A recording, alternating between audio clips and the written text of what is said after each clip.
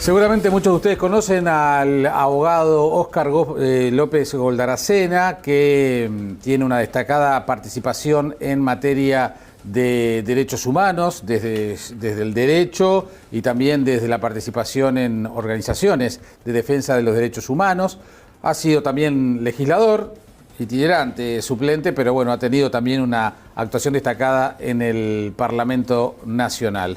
¿Cómo le va, doctor? Gusto recibirlo. Buenos días, un placer estar con ustedes. Bueno, y ahora la novedad es este libro que se presenta justamente en la jornada de hoy, Genocidio Cultural Armenio, editado por INPO y otras instituciones. ¿Qué lo vincula al genocidio? Una anécdota, me parece que es interesante para comenzar. Cuando preparé el proyecto de ley que luego se convirtió en la ley 18.026, que tipificó el genocidio en el Uruguay y se incluyó la figura del genocidio cultural, por entonces un ministro del Tribunal de Apelaciones, hoy es ministro, quiero enviar un saludo muy fraternal, el doctor Pedro Queruglián, y me incitó a estudiar el genocidio armenio desde el punto de vista cultural. Digo me incitó porque había aspectos que hasta uno que ha estudiado e investigado temas de derechos humanos no los había visibilizado. El genocidio armenio, que recordamos 100 años este año, ¿verdad? Fue la eliminación de un pueblo, la extinción física de un pueblo. Luego, si tenemos tiempo, sí, lo vamos a profundizar. Más de 1 millón de armenios que fueron asesinados, masacrados, deportaciones masivas, junto con ese exterminio físico de manos del Imperio Otomano, de los turcos, existió la destrucción, la confiscación, el saqueo, la apropiación de los bienes de esa civilización armenia, de un pueblo originario de la cuna de los pueblos indoeuropeos, ¿no? Al norte de la Mesopotamia, al este de Asia Menor, con un centro de influencia a lo largo de la historia entre el mar Caspio y el mar Mediterráneo, con una identidad cultural muy marcada con la influencia del cristianismo. Es el primer estado del mundo, Armenia, que adopta el cristianismo como religión. La arquitectura bizantina tiene su origen en la arquitectura armenia, una riqueza literaria y una riqueza pictórica, artística, muy importante. Patrimonio de la humanidad, diríamos, pero un patrimonio de la humanidad que se amputó, que se destruyó irreversiblemente a raíz de este genocidio. Pero ¿qué sucede? Cuando uno empieza a estudiar de esa manera y comienza a ver lo que sucedió con el patrimonio cultural armenio, se da cuenta que el genocidio no culminó en 1922 cuando terminaron las matanzas, sino que si aplicamos el concepto genocidio cultural, que yo lo definiría como el someter a un pueblo o a miembros de un pueblo a condiciones de existencia que le impidan el género de vida de ese grupo con identidad propia, con la intención de destruirlo como grupo. Ontológicamente, en esencia, no se requiere eliminar a los miembros de un pueblo para que un pueblo deje de ser. El exterminio físico es una modalidad. Pero luego de que ocurrió esta matanza de los armenios, es que se incorpora el concepto de genocidio, porque esto es importante, no existía la palabra en aquel momento. Y cuando se incorpora, vemos que solamente se restringe al exterminio físico, se pierde de vista lo cultural. Bueno, yo cuando comencé a leer el libro, ya desde el título, dije, ¿y esto del genocidio cultural? ¿De qué hablamos cuando hablamos de genocidio cultural? Porque, digamos, en general uno relaciona el concepto de genocidio con matanza de un pueblo. Es así. Y es el concepto jurídico hoy por hoy a nivel internacional, no a nivel de la legislación uruguaya que fue más allá, ¿verdad? Pero eso es lo que la gente entiende. Por eso me parece interesante conversar esto con usted, porque primero va más allá y nos incorpora otros elementos, el concepto de lo cultural como valor, ergo como pérdida cuando hay problemas. Exacto. Y la cultura en esa multidimensionalidad de lo material y de lo inmaterial. Y un ejemplo muy claro lo tenemos en el caso armenio. Fíjense que lo más visible son los elementos materiales de la cultura. En un saqueo, en esas campañas de deportación, de exterminio, se destruían los bienes materiales. Las iglesias, los monasterios, las aldeas, ciudades enteras, ¿verdad? Pero lo inmaterial, ¿Qué sucedió con lo inmaterial, con la memoria, con la historia de ese pueblo, con las tradiciones, con la incorporación de los bienes materiales al cosmos cultural del pueblo? ¿Eso se mata? Fíjese que en este caso, y ahí vamos, por eso lo interesante de plantear esta hipótesis, en este caso, luego del genocidio, luego de las matanzas, al día de hoy, no se permite la accesibilidad de la colectividad armenia a los bienes. No se permite, por ejemplo, reconocer el origen de esos bienes. Se cambiaron el destino de los bienes y se desnaturalizó el significado de los bienes. No solamente hablamos de iglesias convertidas en mezquitas, ¿verdad?, que es un ejemplo muy claro y material, sino el solo hecho de no permitir lo que yo llamo en el libro la accesibilidad dinámica del bien. No es lo mismo restaurar una iglesia que permitir que se integre a la comunidad víctima de lo que fue el despojo. Esa accesibilidad dinámica, accesibilidad plena. Lo material y lo inmaterial interactuando recíprocamente es lo que hace la cultura. Y en el caso del genocidio armenio, al día de hoy lo que visualizamos es que patrones de conducta que comenzaron en aquella época, pero algunos se mantienen. Saqueo, confiscación, destrucción de bienes, pero también cambio de origen. Al día de hoy, lo más importante en materia de agresión al patrimonio inmaterial armenio, se niega que existió el exterminio. Bueno, ahí está. Eso es un tema que afecta también la cultura del pueblo, sin ¿verdad? duda. Y por eso yo quería ir desde el comienzo. Bueno, usted ahora ha avanzado en el concepto de lo cultural, que me parece muy importante. Pero dice, la jurisprudencia internacional habla de las matanzas y reduce, si se puede decir de esa manera, a la matanza a la definición de genocidio. Perfecto. Matanza de un pueblo igual genocidio. ¿Cuándo una matanza múltiple pasa a ser genocidio? Primera pregunta, concreta. Bien. ¿Cuándo un genocidio es un genocidio? Porque yo puedo matar, no sé, 100.000 personas, tiro una bomba, una ciudad explota, mato a todos sus habitantes. ¿Eso es un genocidio? Cuando esos actos con la intención de destruir a la colectividad, se produce la matanza, o sea, el exterminio físico o el exterminio biológico, se prohíben los nacimientos dentro del grupo, es genocidio. Cuando se realiza con la intención de destruir. Eso es la definición que quedó plasmada tanto en la Convención contra el Genocidio como en el Estatuto de Roma, pero que no es, y eso es una de las líneas de reflexión, no es a mi juicio la definición global de genocidio. Está bien, pero es una buena... Esa es la definición jurídica que se generó después que ocurrieron estos hechos. Ya sabemos pero eso sí es un genocidio. Eso es un genocidio. Para usted otras cosas más también lo son, pero eso sí es un genocidio. En eso estamos todos de acuerdo. Segunda cosa. O sea, para que eso suceda tiene que haber una cantidad de muertos y una intencionalidad. No necesariamente una cantidad de muertos. No, porque no, está bien, porque lo que voy es, ¿cómo es posible que alguien, no solo a nivel de los armenios y los turcos, sino también a otros ejemplos bastante más cercanos, exacto, alguien pueda negar que existe un genocidio cuando hay consecuencias palpables? Cuando hay además pruebas históricas clarísimas, de fuentes históricas de cómo fueron esas deportaciones masivas. Por eso le digo.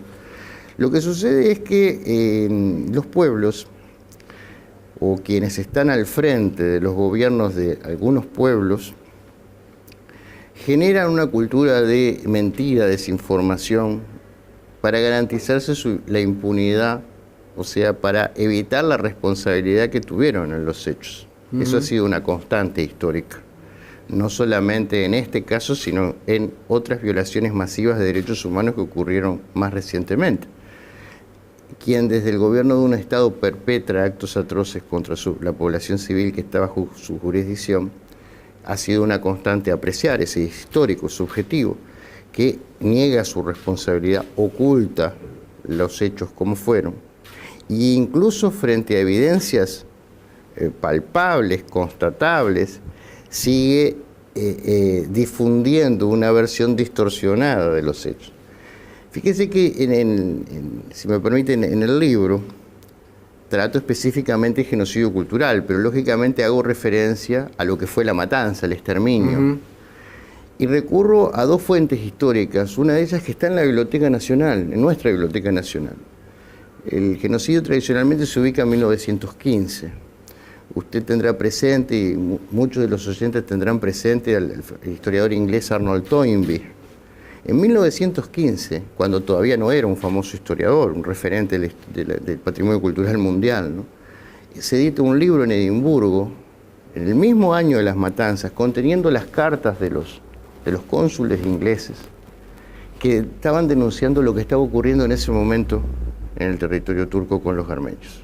Ciudades enteras masacradas, 10-15 mil armenios por un lado, 10-15 mil por otro.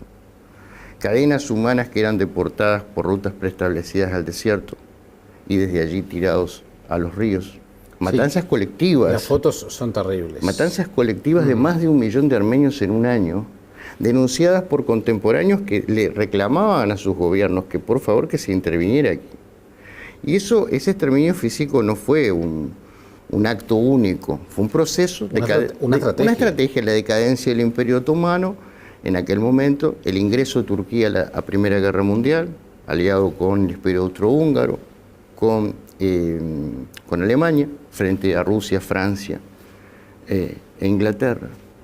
Y en ese escenario, el pueblo armenio estaba bajo dominación del Imperio Otomano, y se genera una ideología de Estado de panturquismo, de no aceptar ningún otro tipo de comunidad ni de religión dentro del Imperio Otomano, y una campaña de exterminio contra los armenios. ¿Por qué?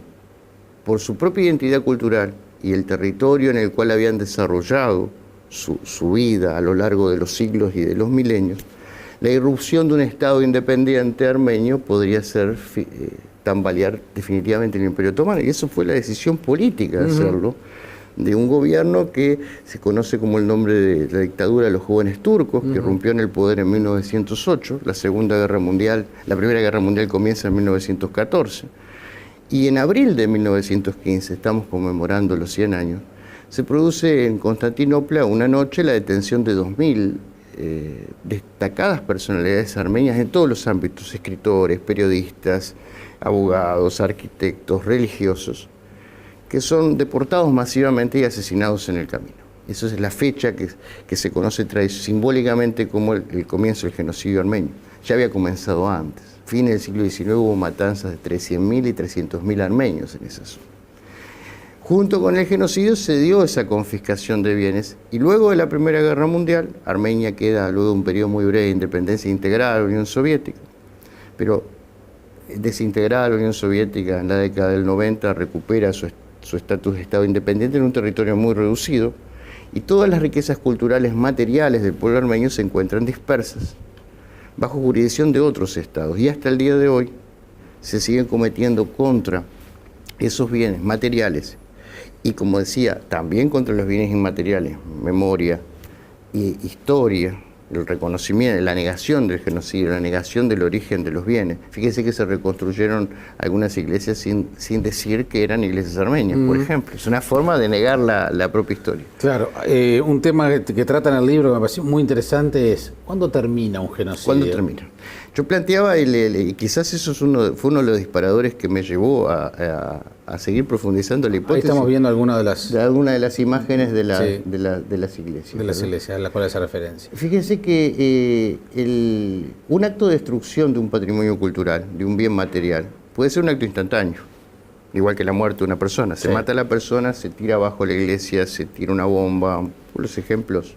Se quema un manuscrito, se quema un incunable, miles de incunables se perdieron, porque no solo se perdieron las iglesias, pensemos en ciudades enteras y en todo el resguardo bienes culturales, materiales que existían allí.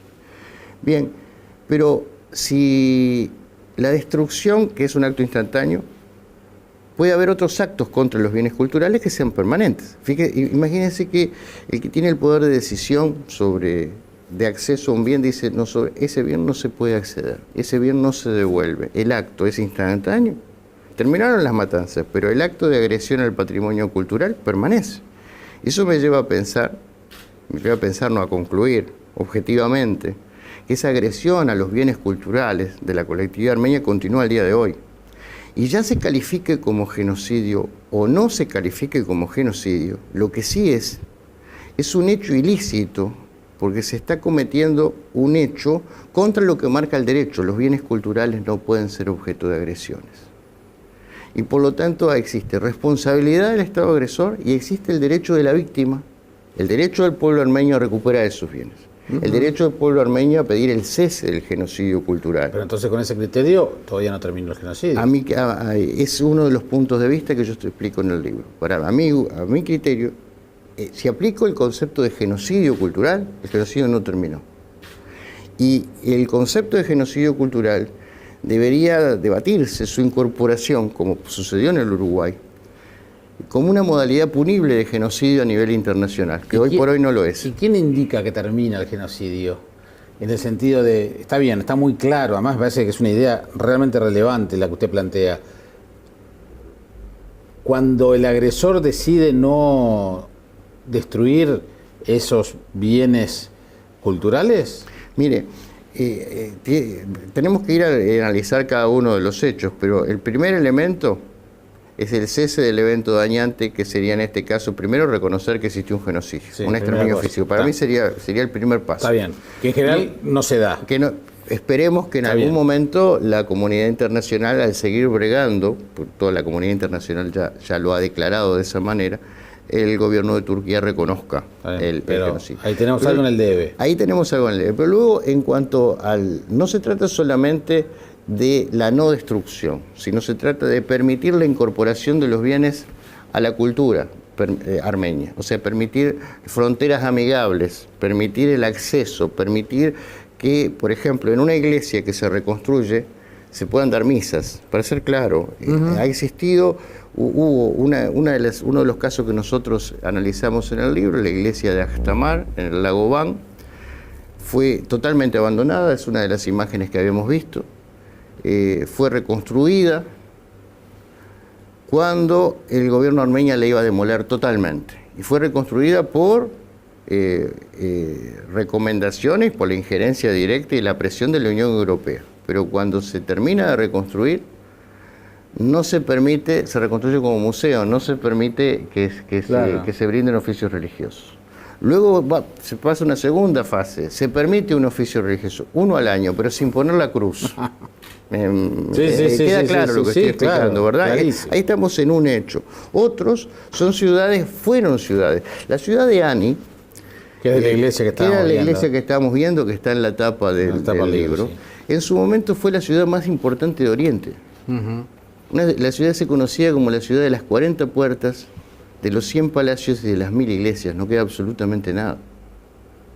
Es decir, se deben generar no solamente acciones concretas con los bienes en materia de conductas, sino, por ejemplo, hay bienes que se puedan restituir, deben ser restituidos. Entran a jugar, yo creo que un nuevo paradigma que deberíamos incorporar a nivel cultural para la convivencia en paz. Porque una de las cosas que he aprendido, porque uno no termina de aprender a medida que va investigando, es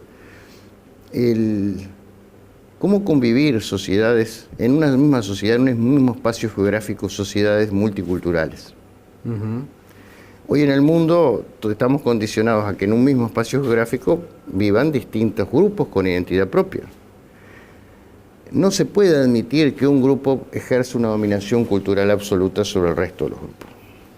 Entonces, una sociedad multicultural, una sociedad que permita la diversidad cultural, no conduce a la fragmentación social, sino que por el contrario enriquece a la comunidad con la interacción social. En una de las notas al pie del libro hay una breve referencia a eso. Yo digo una de las notas al pie porque no tenía una relación directa con el genocidio cultural, pero sí con el fondo del tema, ¿verdad? Una antropóloga cultural que habla de que hoy por hoy en el mundo una persona puede pertenecer a varias identidades al mismo tiempo. Puede tener una identidad de ciudadanía, por ejemplo, ser francesa, con una identidad de raza, ser africana, con una identidad de religión, ser budista, con una identidad política, ser de izquierda o derecha. Sí, claro. Y eso se logra, es el ejercicio de la libertad cultural de la persona, inmersa en un mundo donde los distintos grupos interactúan y se enriquecen recíprocamente. La convivencia en paz en nuestras sociedades y en el futuro debe pasar por el reconocimiento de esa diversidad cultural como patrimonio innegociable. Y eso requiere políticas públicas, amén de democracia. Pero la democracia por sí sola no alcanza, porque si el grupo mayoritario impone un dominio cultural sobre el grupo minoritario, se corre el riesgo de que exista una segregación y una asimilación. La diversidad cultural como patrimonio de todos lo tenemos que asumir como un principio ineludible para generar una sociedad con convivencia en paz. Y al mismo tiempo para prevenir genocidios, genocidios de exterminio físico y genocidios culturales. La figura del genocidio cultural debería trascender el derecho interno de los estados. Uruguay y otros países la tienen tipificada como genocidio. A nivel internacional no. Y eso es el aporte que humildemente queremos hacer a la comunidad internacional para que se incorpore al debate. ¿Qué sucede? Fíjese que si se produce un genocidio cultural desde el gobierno de un estado o con el apoyo del gobierno de un estado en el territorio de un estado, la jurisdicción interna es insuficiente para juzgar eso. Y tiene mérito que se incluya la jurisdicción internacional como subsidiaria, igual que como sucede hoy con el Estatuto de Roma, con otros genocidios. Claro, una garantía. Una garantía. Pero además, si vemos la naturaleza jurídica de los bienes involucrados, bienes desde el punto de vista jurídico, ¿verdad? Bienes son los derechos a salvaguardar. Vemos que de lo que se trata de preservar, evitando los genocidios, es la identidad cultural de un pueblo. No solamente la existencia física, sino la existencia del grupo como grupo. Un grupo con identidad propia, y eso es un bien jurídico internacional. Doctor, a mí me parece que es muy interesante el concepto del genocidio cultural, es novedoso para quienes no manejamos estos temas quizás cotidianamente, pero también hemos tenido ejemplos más cercanos. Creo que lo que ha sido toda la problemática vinculada al pueblo judío ha sido muy clara. Exacto. También, muy Exacto. clara, y creo que además tanto el colectivo armenio, la colectividad armenia como la colectividad judía se han encargado justamente de tener la llama bien viva para que justamente estas acciones hagan modificar el estado de situación, pero también más cerca todavía, y yo tenía muy presente esos acontecimientos cuando leía el libro, es por ejemplo cuando veíamos hace algunos años a los talibanes rompiendo, bajando a tiros monumentos, estatuas, grandes valores culturales antiquísimos. Que son patrimonio de todos. Que son patrimonio de toda la humanidad. O lo veíamos hace 3 semanas. Exactamente. Por parte de los yihadistas, creo, con taladros mecánicos contra esculturas del siglo IX. Y entonces, capaz que ahí no hay matanzas masivas, pero sí hay una agresión sin retorno, porque lo que se pierde no se recupera. No se recupera. Y entonces ahí nos enfrentamos con que, bueno, esto que está hablando el doctor López Goldaracena no es una historia que tiene 100 años. Nos está hablando de cosas que pasaron hace 3 semanas, ¿no? Es así, y es muy pertinente lo que usted acaba de poner como ejemplo, porque esos actos, hoy aplicando el derecho de todos los países civilizados, son daños contra la propiedad, son un delito. Obviamente. Pero no se considera un crimen internacional, salvo que vaya asociado con la matanza, con el exterminio físico, y esto tenga además como intención eliminar al grupo con identidad propia. Porque no solamente es la matanza, lo que hablábamos al principio, es la matanza para eliminar a un grupo con identidad propia. Por eso creo que es pertinente que a nivel internacional propugnemos que la incorporación de la figura del genocidio cultural, porque puede darse que la destrucción de esos bienes trasciendan el atentado a la propiedad para convertirse en realidad en una intencionalidad de destruir al grupo. Voy a ser más cercano todavía. Si tenemos vamos a por un ejemplo local.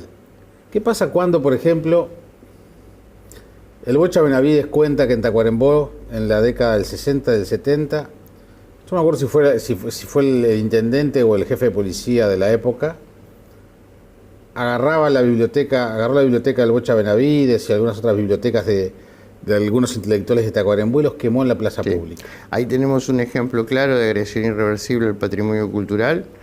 ¿Con qué intencionalidad lo hizo? Porque yo conozco el caso, pero por eso te lo planteo. La intencionalidad es una represalia contra la familia o eliminar a un grupo político o a un grupo cultural. Hay que analizar cada uno de los hechos. Pero son acciones. Son acciones fíjese, de discriminación, son agresiones directas a un patrimonio cultural que muchas veces trasciende a su propietario. ¿Qué pasa cuando una dictadura prohíbe manifestaciones culturales? Sí, tal cual. Fíjese que hoy, hoy, con el marco del derecho internacional actual, ¿verdad? Si se produce esa agresión, lo que yo llamo genocidio cultural, o sea, lo llamo genocidio cultural, pero esa agresión al patrimonio cultural ¿cómo se puede juzgar? ¿Cómo se podría juzgar? Mire, si se da con exterminio de las personas físicas y con la intención de eliminar al grupo y al mismo tiempo hay agresión al patrimonio cultural, material o inmaterial, se juzga como genocidio, pero no por ser genocidio cultural autónomo, se juzga como genocidio. Supóngase que la matanza fue, o las agresiones al patrimonio cultural fueron sin el ánimo de destruir al grupo. No es genocidio. En el marco actual no es genocidio. Pero sí fue un ataque deliberado, sistemático contra la población civil y con un fin discriminatorio. Puede calificar dentro de la figura de crimen de lesa humanidad de persecución. Cuando, por ejemplo, en su momento era más fuerte que ahora, pero hay películas, toda la literatura de Reinaldo Arenas, por ejemplo, en Cuba, en su momento hubo una persecución a los homosexuales. Bueno, ahí incluso vamos a otra dimensión del genocidio que ya no está trabajada en este libro específico, pero que sí la hemos trabajado cuando elaboramos el proyecto de ley, la ley 18.026. A nivel internacional, el genocidio solamente protege grupos objetivos muy claros, étnicos, raciales, religiosos, pero no protege los grupos políticos, no protege los grupos con identidad sexual propia. La ley uruguaya sí lo incorporó como grupo protegido. La agresión a la identidad de cualquier grupo con identidad propia para el Uruguay, con la intención de destruir el grupo, para el Uruguay sería genocidio, en el derecho interno, no en el derecho internacional.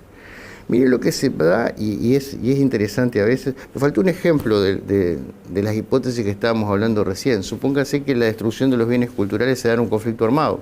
Se da en un conflicto armado, no represión contra la población civil, no con el ánimo de extinguir al grupo. Se da un conflicto, es un crimen de guerra hoy.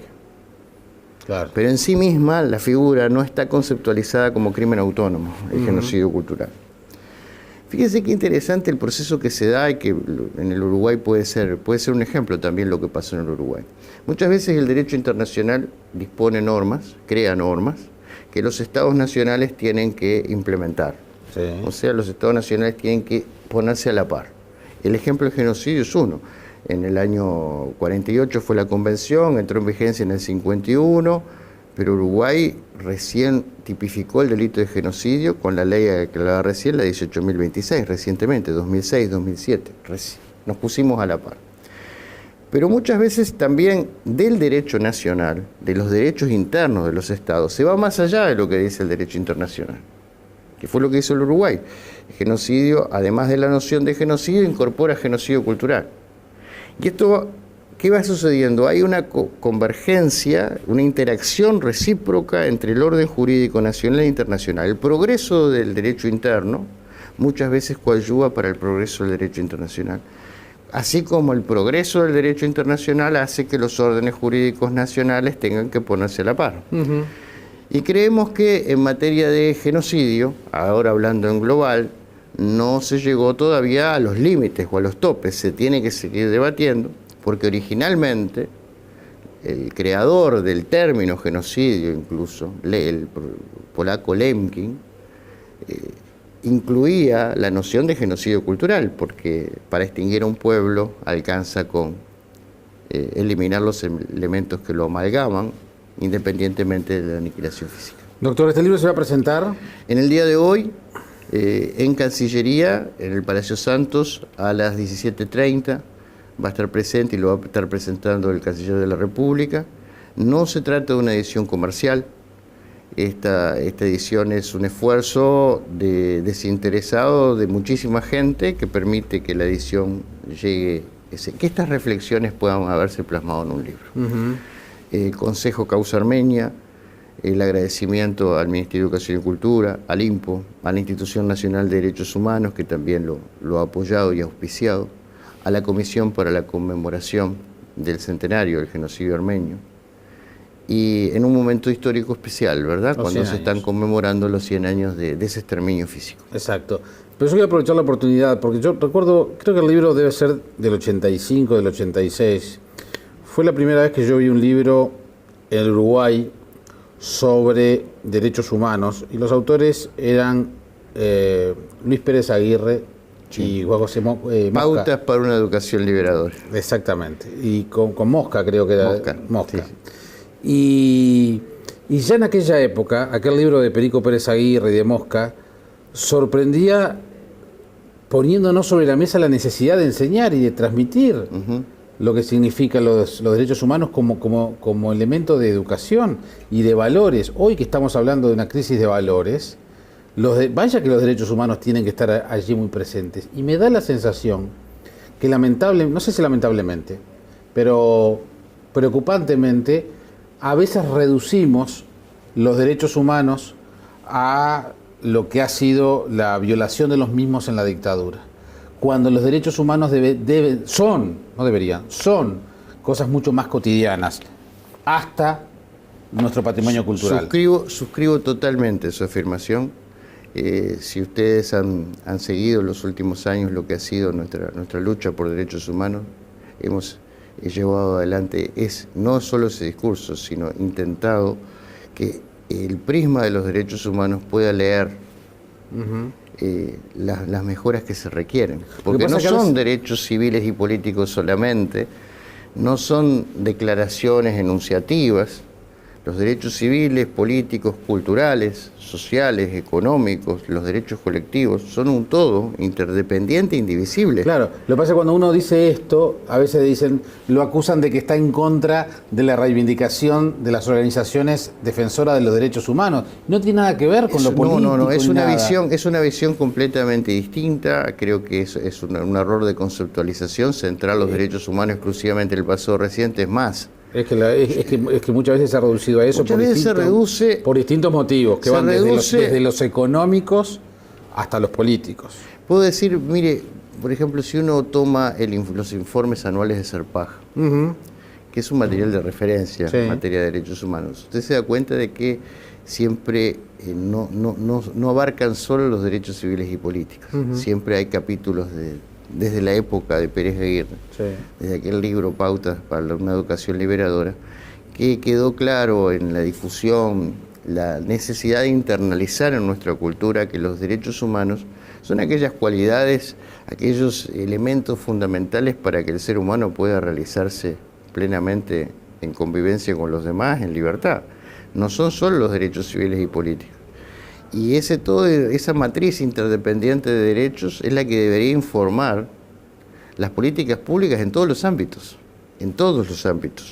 no solamente en relación a las libertades y los derechos civiles y políticos, en todos los ámbitos. Todo puede ser mirado y analizado bajo la matriz de derechos humanos. Creo que tendríamos, si nos concientizáramos de esa manera, creo que estaríamos haciendo una convivencia mucho mejor.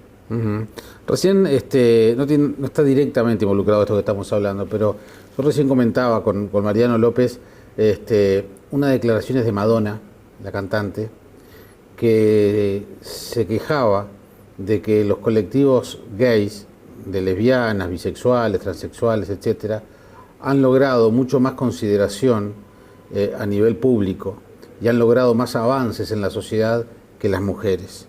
Las mujeres hoy no han logrado lo que esos otros colectivos han logrado, y hoy tiene mayor reconocimiento en la sociedad, dice Madonna, los gays, que las mujeres, que seguimos siendo relegadas. Me pareció muy interesante como razonamiento, hasta provocador si usted quiere, porque también a veces uno siente cierta competencia entre colectivos para buscar las reivindicaciones. Y en definitiva estamos hablando de derechos humanos también. Usted sabe que ese tema lo he analizado y lo he expuesto en algunos foros. Y yo digo, siempre están las víctimas invisibles y las víctimas visibles. No todas las víctimas son las víctimas visibles o las que están organizadas. Eso es lo primero que yo decía. Y eso aplica para el ejemplo que usted ha expuesto. Muchas veces, por las propias circunstancias de la historia, se dan momentos en que grupos que estaban totalmente invisibles irrumpen. Entonces su visibilidad es mayor cuando irrumpen. Claro. Y otros que han luchado paulatinamente para que sus derechos se reconozcan, siguen relegados como víctimas invisibles. No creo que sea en blanco y negro, ojo, ¿no? Pero tenemos que pensar que las organizaciones de derechos humanos muchas veces se las ve como los portavoces de los derechos humanos, y no es así. Lo digo con absoluta responsabilidad. Son portavoces de un universo de víctimas, pero las víctimas muchas veces trascienden a las organizaciones de derechos humanos.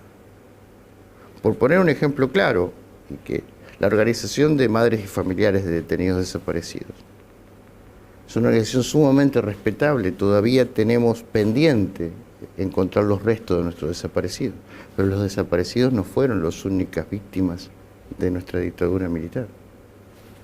¿Verdad? Sí, sí. Es así. Eso me confirma lo que vengo sosteniendo de hace años. Hay víctimas invisibles y víctimas visibles. Cuando se generan políticas de reparación, por ejemplo, políticas de reivindicación, la política pública de memoria tiene que tener en cuenta todas las víctimas.